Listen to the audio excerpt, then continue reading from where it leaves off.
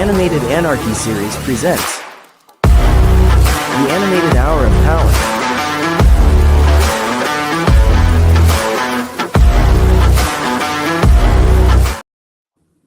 All right, what's up, everybody? After about a week break, we are back. It is, of course, just a couple days after Christmas. Hope everybody had a happy holiday. This is episode 20 of Animated Hour of Power here for the Animated Anarchy series. Hopefully, we remember how to do this. I'm just going to wing it, so we're just going to go there. All right, I, of course, am your host, Dutchie. I am in my new apartment. You can tell by there's no wrestling figures on the wall. Of course, joined as always by Money E. What's up? All right. Thank you for finally saying something. Sean is here. Hello. And of course, Wildcard Dave. Howdy, people. All right.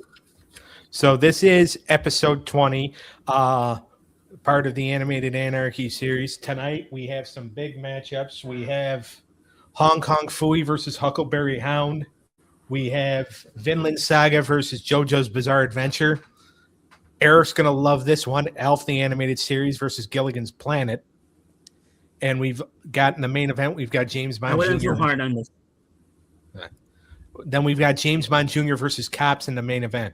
Now, here's one thing to remember. If Alf sweeps Gilligan's Planet, then they get the 30 points and they move into that upper echelon of shows that have the most points right now, that have 60. They'll be joining Teenage Mutant Ninja Turtles, Muppet Babies, Mighty Ducks, the Animated Series, and Magic School Bus. Eric, were you yawning or were you just surprised when I said that Alf has the opportunity to be in the upper echelon? No, I was surprised when you said that. Yeah. But it happens. It very well could happen. Who knows? And also, if C.O.P.S gets swept by James Bond Jr., then C.O.P.S is going to be in that bottom tier, which I think there's already like 5 or 6 shows in that bottom tier right now. See, Eric is surprised again. So that's a couple of big storylines here. For anybody that's never seen the show before, we're going to get the randomizer going. We're going to find out what the 5 categories are. And these guys are going to judge. If a show wins 3-0, they get 30 points. 3-1 is 20 points. 3-2 is 10 points. And 5 for the loser. If you are swept, then you will be then 10 points will be taken away from you. So, all right. Let's go ahead. Let's get this thing started. Yep. All right. So what am I doing here? See, I told you I didn't know what I was doing. All right. We're going to share the screen. And Come here, buddy. all right. Can everybody see the screen? Yes, Yep. sir. yeah. All right. Here we go. One click. Don't want. I don't even ask that anymore because we never really get anything that we want. Oh, okay. I know what I don't want. Well, I think it's already on here. Oh shit. Merch, Sorry. fan base, impact, Oh, what's the first one? merchandise. You can see the screen, can't you? Yeah. Okay. All right, so we got merch, fan base, impact, humor, and theme song. Okay. How do we feel, Dave? We haven't had theme song in a while. I know. Hopefully we get to it. How do we feel, Dave? I feel okay. It's interesting that merch is the first one. Yeah. After 2 weeks off. Yeah, we can't get away from it. Sean, how do we feel about these? It is what it is. Oh, I think you can say I hate it. I don't like the merch category as much. In any category for any show. not just in general.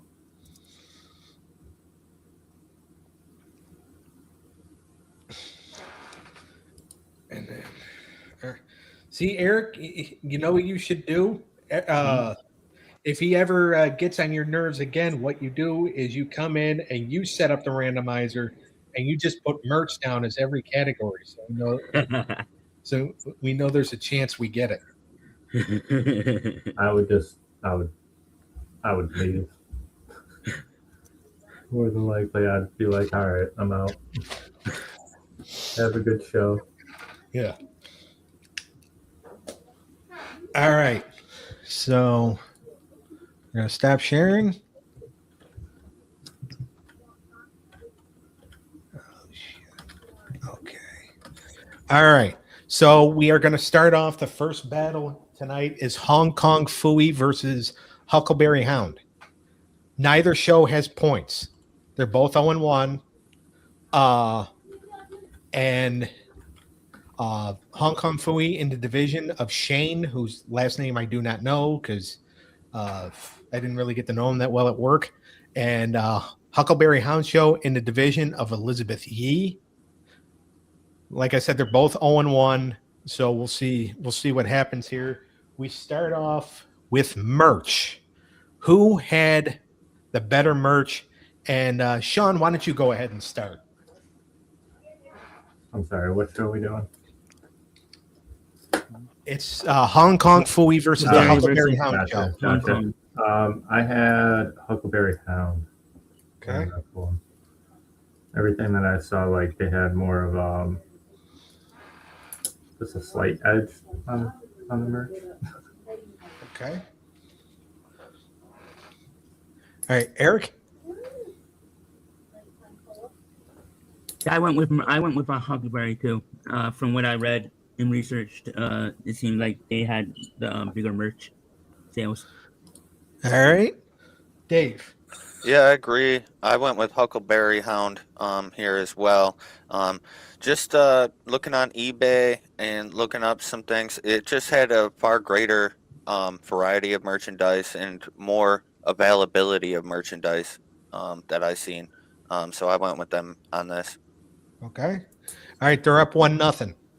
Now, the next category is fan base. Both shows are Hanna-Barbera, so they're part of that. They're part of that old school Hanna-Barbera group. But who had the bigger fan base? Dave, you're going to start. I went with the Huckleberry Hound show here as well. It was immensely popular back in its time. There's still little spin-offs of it that are pretty successful nowadays as well. And it was a Emmy award-winning show as well. So I think with that, it had a much greater fan base than Hong Kong Phooey. Right. All right, Eric, go ahead. I went Huckleberry too. From what I read, it just seemed like it has more fans, and I never heard of Hong Kong until we had to do this series. All right, and Sean. Yeah, I also went with Huckleberry Hound. Longevity alone. Okay. I think, what does it say? It went 4 seasons. Either and then heard of Hong Kong went before like this show. 16 episodes or something like that. Yeah. 16. Yeah. So. All right. So Huckleberry Hound is up 2-0. One more and they sweep. And then Hong Kong Phooey is going to lose himself 10 points.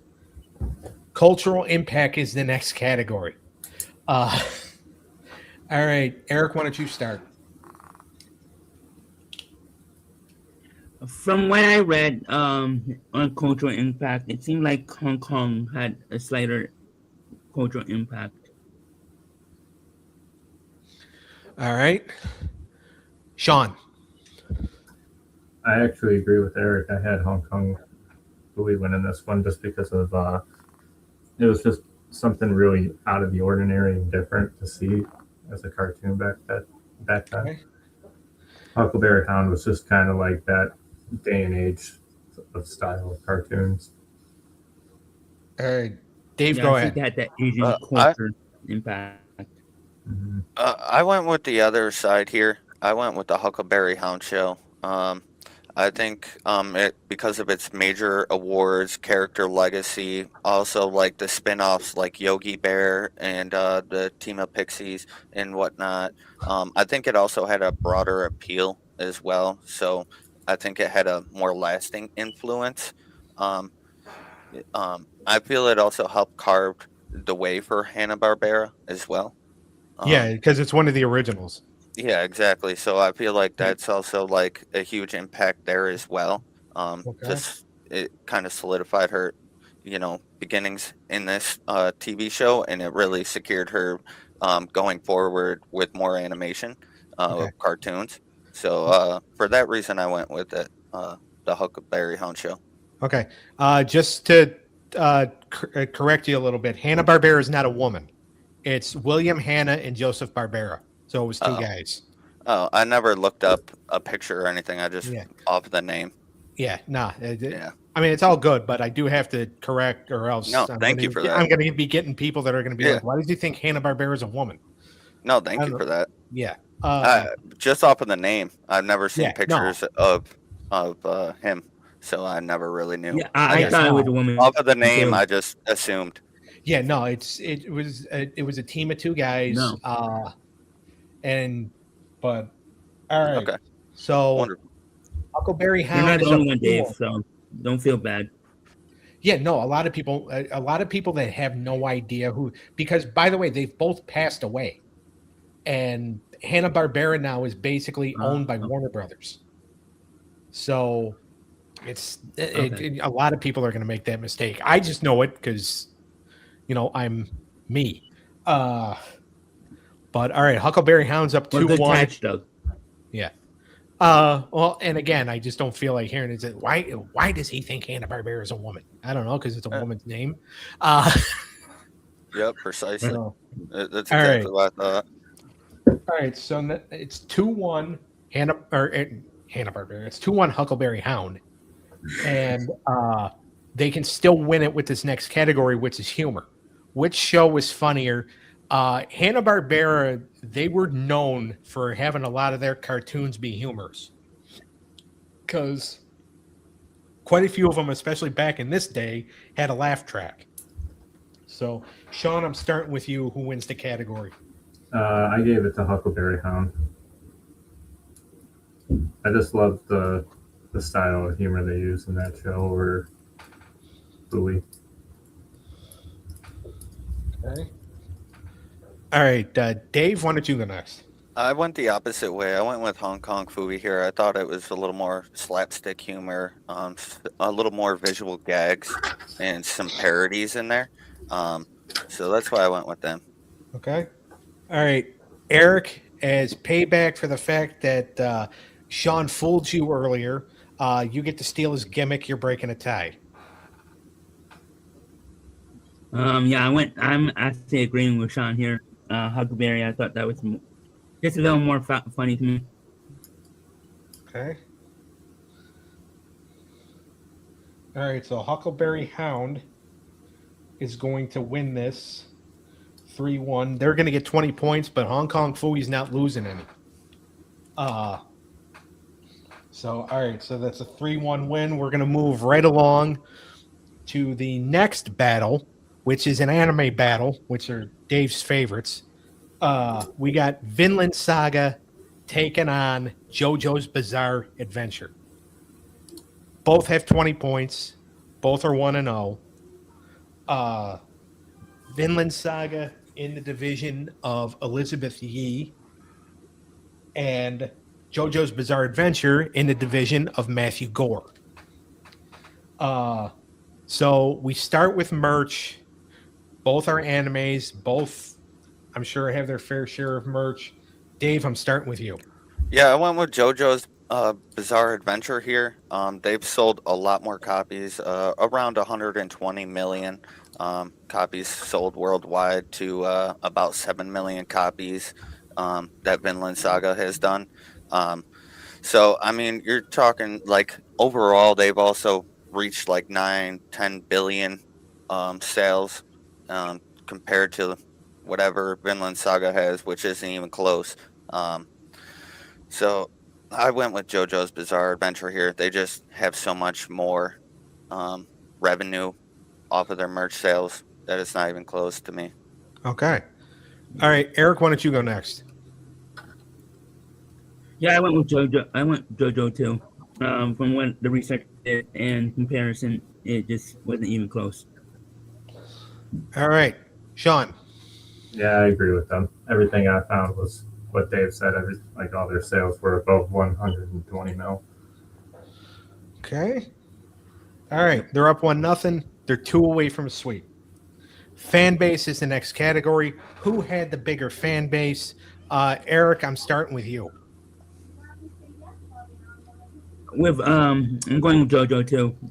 It just has, especially with merch, it just seems like it just has a bigger fan base, and from what I read, it does. Okay. All right, Sean. Yeah, I think JoJo Bizarre wins this one again for me. Okay. Dave. Yeah, I'd have to agree with these guys. It's got a huge fan base. It's very large, and they are extremely dedicated fan base as well. Nothing against Vinland Saga, but their fan base is very minute compared. So they might be deeply passionate about it as well, but the JoJo's Bizarre Adventures, I mean, they have such a huge fan base. It's kind of crazy. Yeah. All right. They're up 2-0. They're 1 away from a sweep. Now, obviously, Vinland Saga is really in no danger if they get swept. They're just going to go from 20 points to 10 points, which is still like not horrible. But we move on to cultural impact. Who had the bigger cultural impact? Dave, you're going to start. I'm going back with JoJo's Bizarre Adventure here. Its influence extends beyond what Vinland Saga has. It's touched more people. People have bought more of their stuff. People are into it more. So I believe it creates a bigger impact when more people watch or have read your manga or your TV show. So I feel like because they're reaching so many more people, and Vinland Saga is like a minute group. Like you really got to like anime and Vikings to kind of want to watch that show. And back in that day, so I went with JoJo's Bizarre Adventure here. All right. Yeah, I feel like the Viking aspect of Vinland Saga, even though I happen to like that, it seems like okay, it's kind of a niche, like because it's something different. Yeah. JoJo's is more like it's a more classic anime like storytelling. Yep. But all right, Eric, I'm going to you next. I'm going to. You're going JoJo? Eric, is that what you said? Yes, You cut out. Yes, I did. Okay. Yep. All right. Sean? Yeah, I gave this one to JoJo's Bizarre Adventure as well.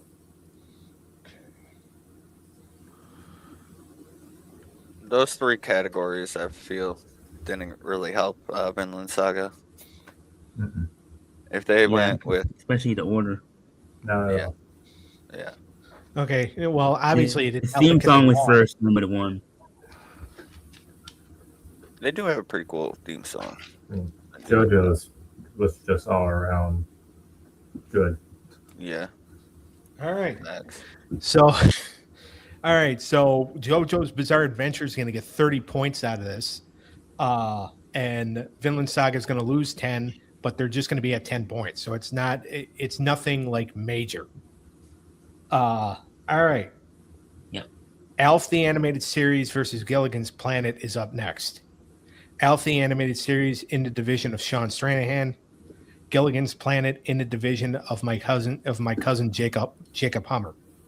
Now, like I said, if Alf the Animated Series gets a sweep here, they move up into that upper echelon, which Eric would Eric might actually quit the show if that happens.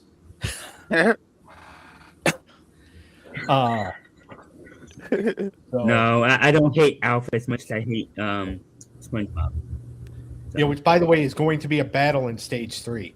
Alf and Eric, me and SpongeBob. my son just beat SpongeBob Battle for Bikini But Bottom Alf this and- afternoon. So Oh, you beat the video game? Yep. Cool. All right. So Gilligan's Planet is 0-1, but they have no points.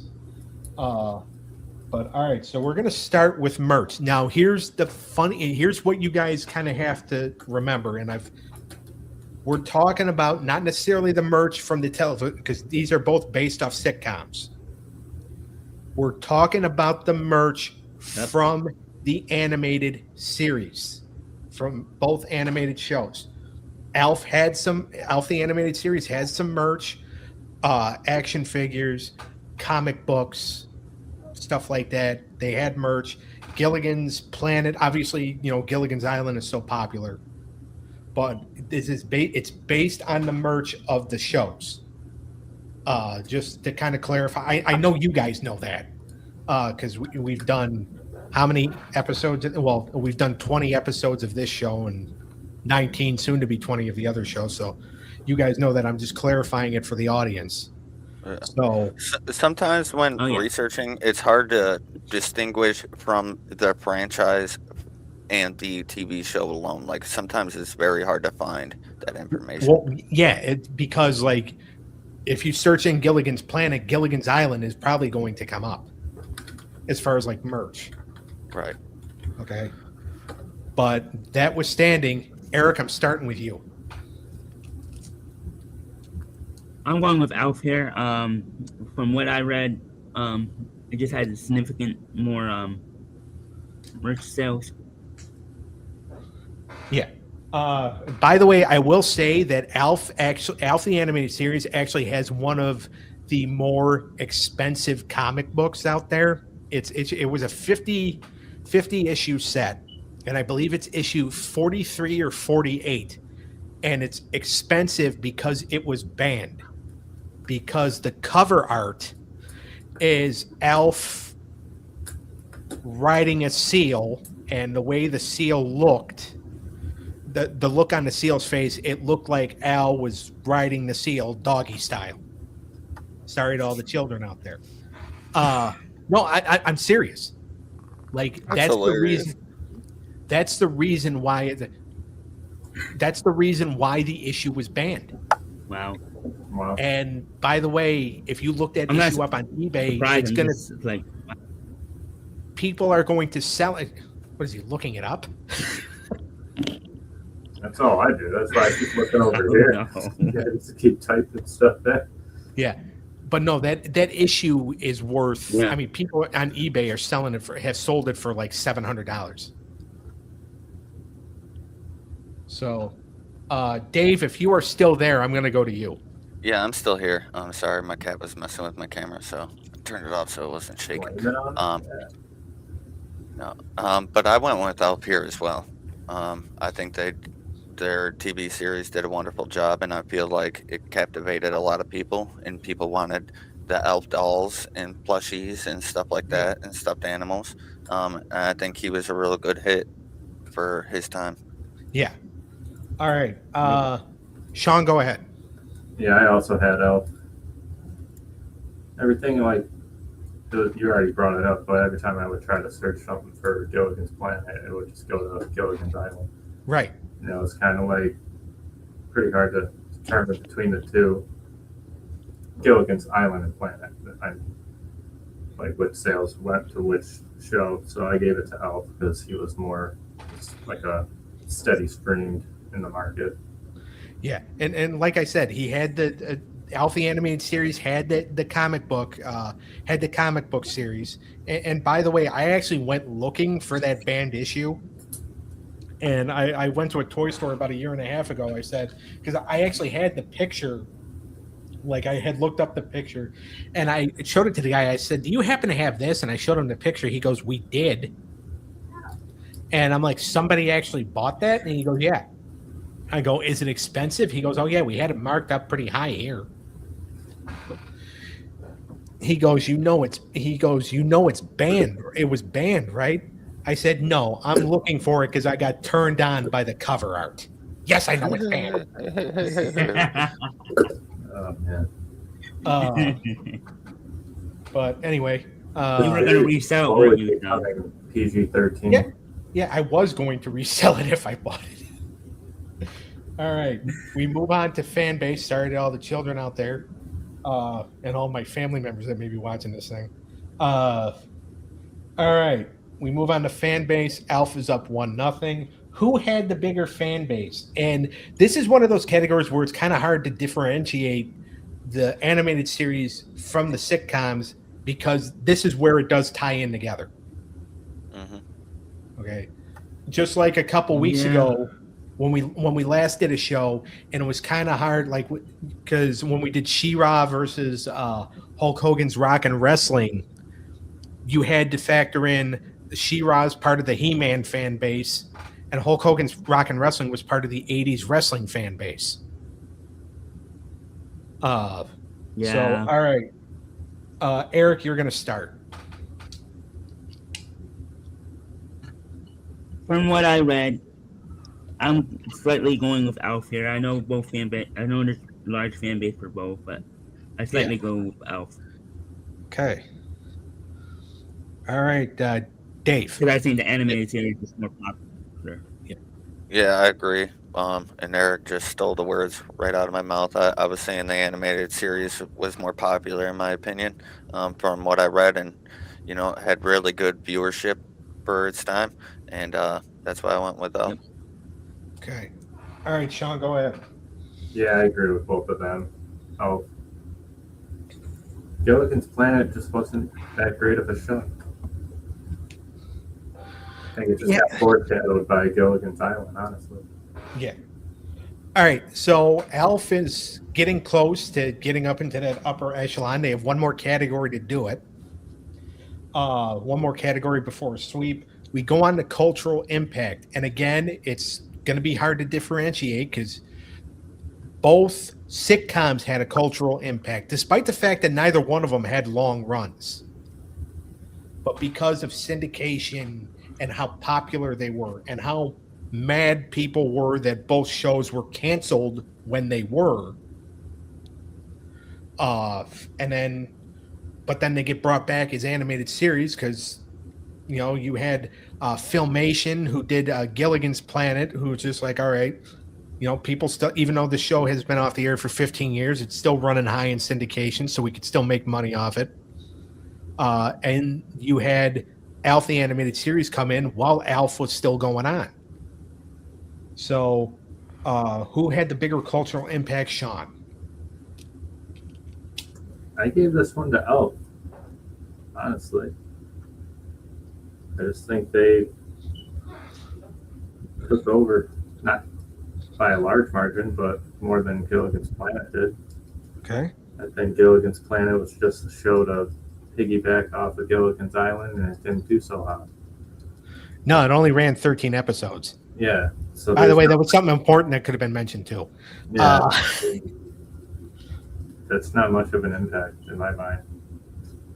No, I agree with that. All right, Dave, go ahead. Yeah, I picked Elf here. I think it was a huge cultural phenomenon back in its time, and which directly fueled the success of the animated spinoff.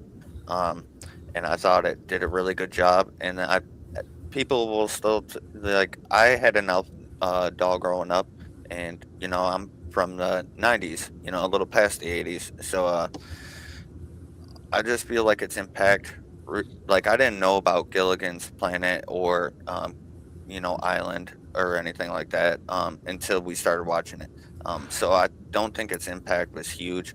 Elf, a lot of people know who Elf is. I mean, you could go up and be like, oh, do you remember that show Elf? And people would be like, yeah. So I feel like out there. Yeah. So I think Elf takes this one. All right, Eric, go ahead. Yeah, I give it to Elf too. I just think it just had a big impact on even like kids and adults.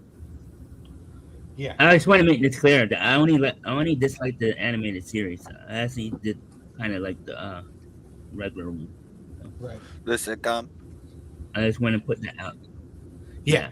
So here's It was a and good family show. here's the thing about Alf the animated series. There were like certain point because so many kids liked Alf. There was a lot of things that the series got in trouble for. Like the animated series got in trouble for because like there was I guess there was an episode that was aired where Alf was putting a cat, because on the planet Melmac it said that on the planet Melmac cats were like the Melmacians dish of choice. Yep. Cover your cat's ears, Dave. I don't know if he wants to hear this. So there was actually an episode where Alf put a cat on a plate and put him in the microwave, and a little kid apparently saw that, thought it was a good idea, so they did that. Okay. There was another episode where Alf was trying to supercharge something. Or no, he was trying to supercharge his bathtub, I think. So he put a bunch of electrical appliances in the bathtub. Oh God. Again, a little kid saw it, thought it was a good idea, went to do that. Luckily, before they jumped in, their parents caught him. And so, like, Alf had to cut it was stuff that was talked about on Cartoon Dumpster Dive. Which, when I asked them when I requested that they do that show, and they did, and now the guys, they won't return any of my other emails after I asked them to do that.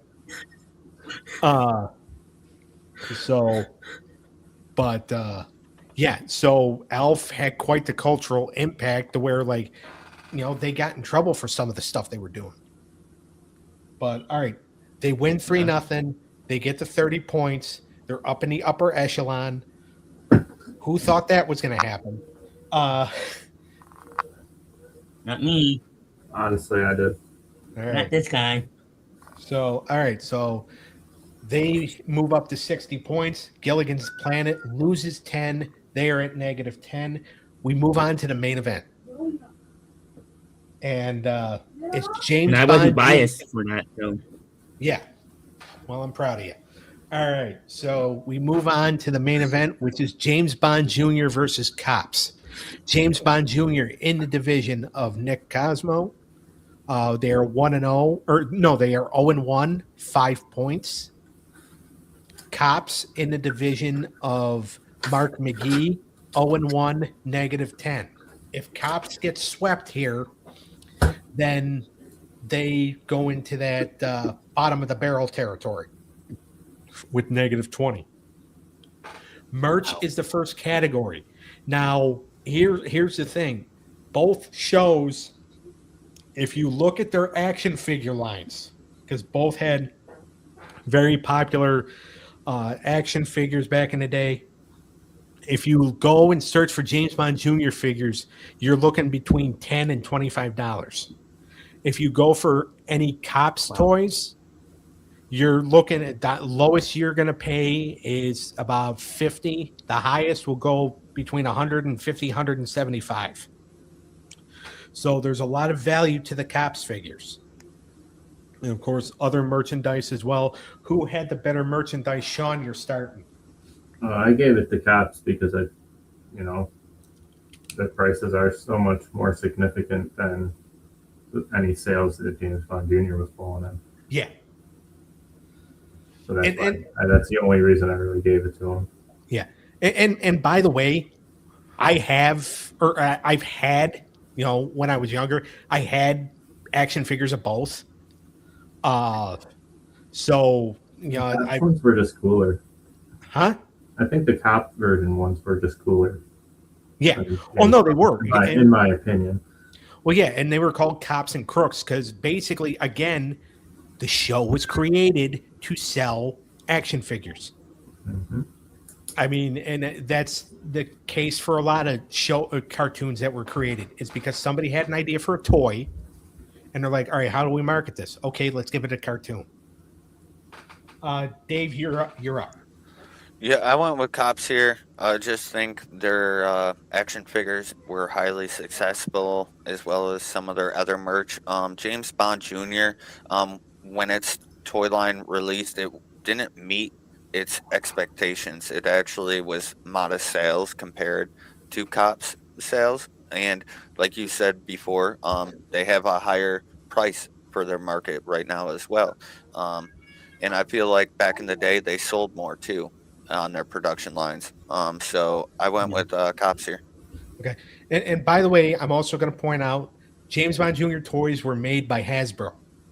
Yep. Hasbro at the time also had two of the more significant action figure lines going on at the time. They had the WWF license and they had the G.I. Joe license. So it's kind of hard for James Bond Jr. to compare with those two. All right, Eric, go ahead. I'm going Cops here too. You guys convinced me, so from what I read, I thought it was James Bond, but then you. Yeah, I mean, again, we're not saying that James Bond, because I like James Bond Jr.'s action figures. I had a bunch. Yeah, there's nothing. There's nothing wrong with them. It just when it comes to value, Cops is the value. Yep, exactly. All right, so Cops is not going to get swept, so they're going to stay out of the bottom barrel. And we move on to fan base. Who had the bigger fan base? Eric, you're going to start. From what I researched, I'm going with James Bond Jr. here. I think they have a slightly bigger fan base.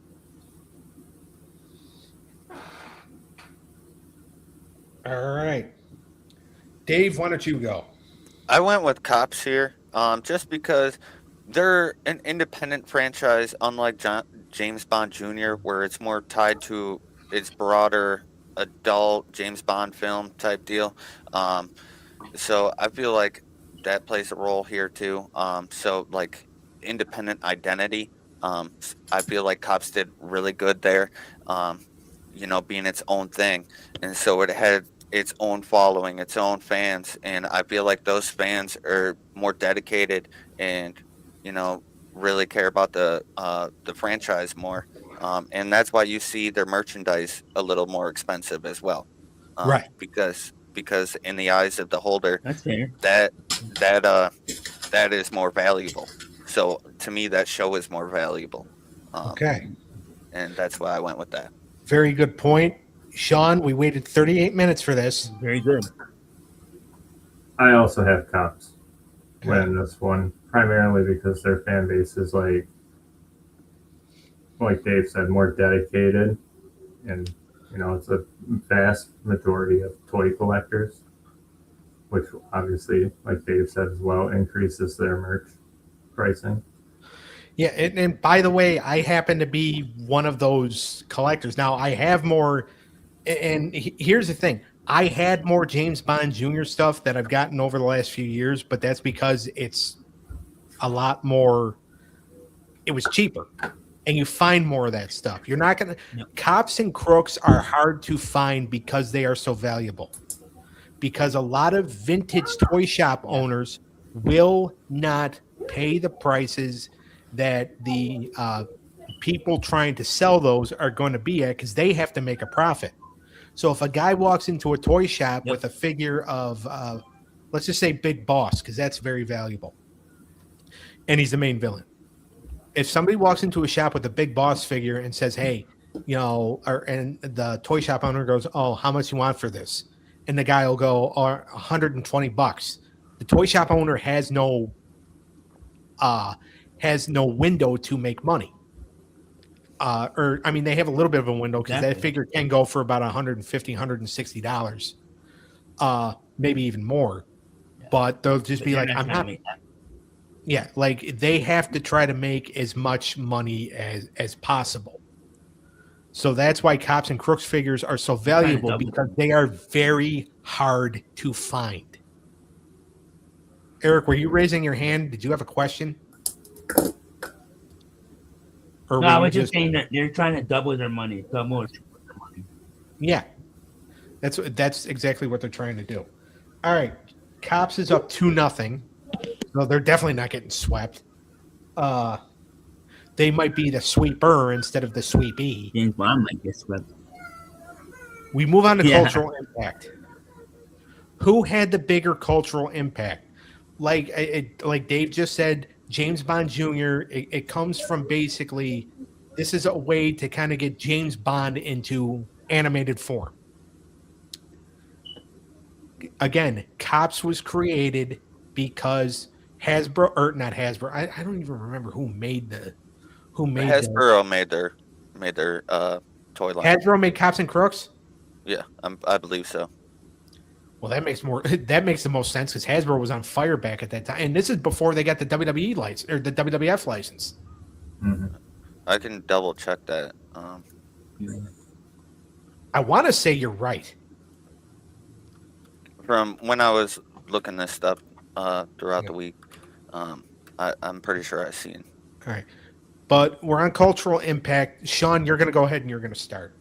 Yeah, I have Cops taking this one as well. I think it just was a more captivating show towards an audience, especially like those who really like, Cops and Crooks, and it had a huge impact on the toy line, like we were just talking about. So, yeah. By the way, here's some irony here. Cops is kicking some major butt right now. The show that they got swept by in stage 1, Police Academy, got the hell beat out of them in stage 2 by Mighty Ducks, the animated series. So, but all right, Dave, why don't you go ahead and go? I went with Cops here because it's more of a standalone animated series compared to James Bond, which, I feel is largely considered obscure to them because of the spin-off. I feel like the franchise, like James Bond, the franchise, overshadows it and is much more impactful than James Bond Jr. I feel like James Bond Jr. didn't really have a huge impact at all compared to Cops. And that's why the toy line didn't do very well, and you don't hear much about it. And you hear about Cops, and you see their figures and how they're more impactful there as well. I feel like they're impactful on so many different areas, and have that cultural impact. Right. All right, Eric, before I go to you, I'm gonna say this. Remember, Eric, about 6 years ago, we did a countdown of the top 10 best cartoons of all time? Yeah. Or about 5 years ago, or whatever it was. And remember when I had people write down their top 5 favorite cartoons, and I was asking a bunch of people, and I got a whole crap ton of responses. There was quite a few people that said Cops. One person put James Bond Jr. in their top 5. Oh, yeah. Not a lot of people remember James Bond Jr. Oh. Okay. Just overshadowed. Yeah.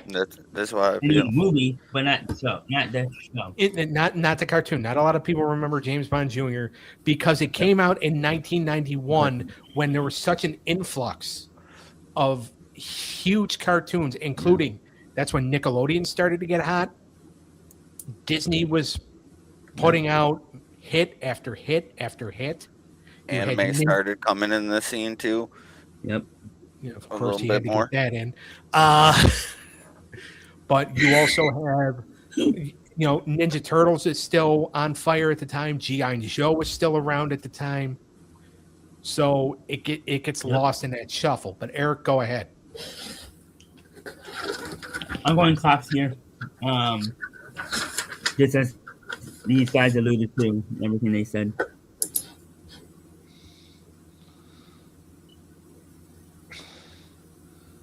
Well, yeah, and as far as anime goes, Dave, the biggest anime at that time was Dragon Ball, right? Or Dragon Ball Z?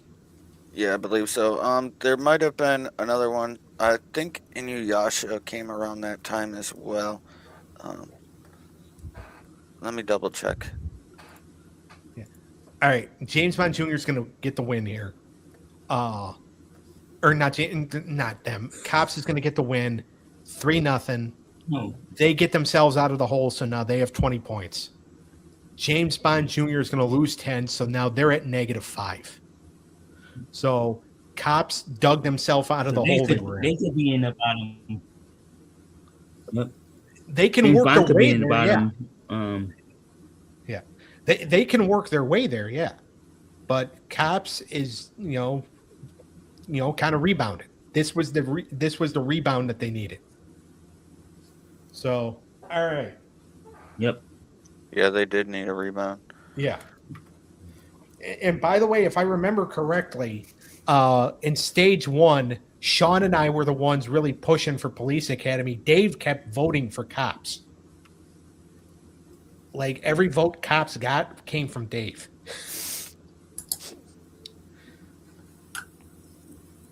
All right. So now, Wednesday That afternoon. episode I wasn't here. Yeah, it was your birthday weekend. Okay. Sailor Moon started coming up in that time with Dragon Ball Z. Oh boy. Yeah. So again, that's another one, and it started getting real popular in the States here too. Here too, right? Yep. That's about the time where anime started making. Oh, and Yu Yu Hakusho, they came out around that time too. Yeah. So yeah, that's when anime started making its influence on the States, I feel. Yeah. All right. So now we're gonna go to. So now Wednesday afternoon for Animated Showdown. Here's the lineup. It's going to be Space Ghost versus Josie and the Pussycats. I know Dave can't wait for that. Denver the Last Dinosaur versus Gem and the Holograms. The Cleveland Show versus Futurama. 16 versus Braceface. And your main event is Invincible versus Dragon Ball Z Kai. By the way, in the Space Ghost Josie and the Pussycats battle, both shows sucked in round 1 or in stage 1. That if either one gets swept, they're going to be in that bottom of the barrel territory. Ooh. Gem and the Holograms has the opportunity, if they can sweep Denver the Last Dinosaur, to be in the upper echelon. As does 16 if they can sweep Braceface. Just say that. Huh? You just said that. What's his name? Being upper echelon. Gem and the They Holograms. sweep dinosaur. If Denver the Last Dinosaur gets Wow. swept by Gem and the Holograms, they're in the upper echelon. Same thing if 16 sweeps Braceface. Okay. All right. Next Saturday night Wow. here on Animated Hour of Power, we are going to have Bob the Builder versus Paw Patrol, Claymore versus Redo of Healer, Mhm. Jimmy Neutron versus Total Drama, the Looney Tunes versus Rocky and Bullwinkle in the main event. Solid lineup.